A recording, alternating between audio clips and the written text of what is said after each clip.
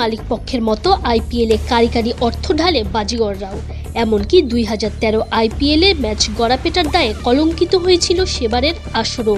Spot ফিক্সিংয়ের দায়ে সেবার জেলে যেতে হয়েছিল 3 ভারতীয় ক্রিকেটার এস শ্রীশান্ত, অঙ্কিত চৌহান এবং অজিত চান্ডিলাকে, যদিও শেষ পর্যন্ত অভিযোগ প্রমাণিত হয়নি।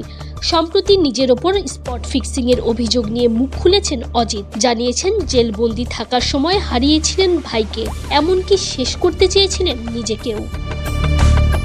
2013 আইপিএলে স্পট ফিক্সিংয়ের দায়ে জেলে যেতে হয় অজিত চান্ডিলাকে। ক্রিকেটে পেয়েছিলেন আজীবনের নিষেধাজ্ঞাও, তবে তিনি বরাবরই সে অভিযোগ অস্বীকার করে এসেছেন।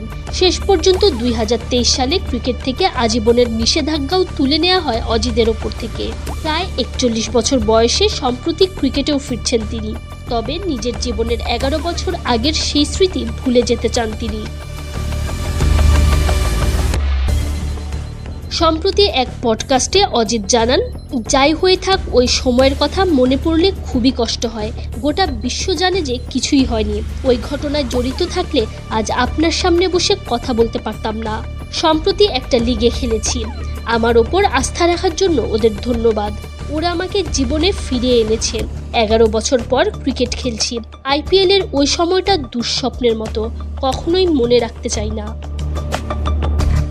জেলে থাকার সময়ে অজিতের ভাই মারা যান, তবে সে খবরও তাকে জানানো হয়নি। শেষ বেলায় ভাইকে দেখতে না পারার দুঃখ এখনো কুড়ে কুড়ে খায় এই ক্রিকেটারকে। এমনকি জেলে থাকা অবস্থায় চেয়েছিলেন আত্মহত্যা করতেও। নিজের কষ্টের বর্ণনা দিয়ে তিনি বলেন, পরিবার আমাকে শান্ত রাখতে চেয়েছিল, না হলে হয়তো নিজেকে শেষ করে দিতাম। জেলে থাকার সময় আমার ভাইয়ের মৃত্যু হয়, কেউ আমাকে জানায়নি। মৃত্যুর আগে ওর সাথে আমার দেখা হয়নি। মাত্র 2 দিনের জন্য বাড়ি ফিরতে পেরেছিলাম। সব শেষ হয়ে গিয়েছিল। আমি দোষী নই সেটা বারবার বোঝানোর চেষ্টা করেছিলাম, তাতেও কাজ হয়নি।